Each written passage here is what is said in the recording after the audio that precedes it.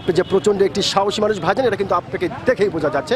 তো ভাইজান, যেহেতু আপনি বাংলাদেশের একজন সচেতন নাগরিক এবং বাংলাদেশের একজন সাহসী মানুষ, সেই ক্ষেত্রে এই বিষয়টি আপনার কাছ থেকে জানতে চাচ্ছি যে শোনা যাচ্ছে এইবার নির্বাচনে প্রচুর পরিমাণ কালো টাকার ছড়াছড়ি চলছে।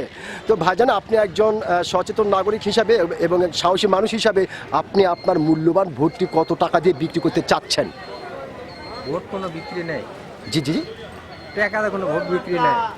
টাকা দিয়ে কোনো ভোট আপনি বিক্রি করবেন না? না। অনেকে অনেক কিছু পাচ্ছে, আপনি কেন বিক্রি না করবেন না? সেটা জানি না, কিন্তু আমার ভোট বিক্রি হবে না, ভোট চলে যাবে ধানের শেষ।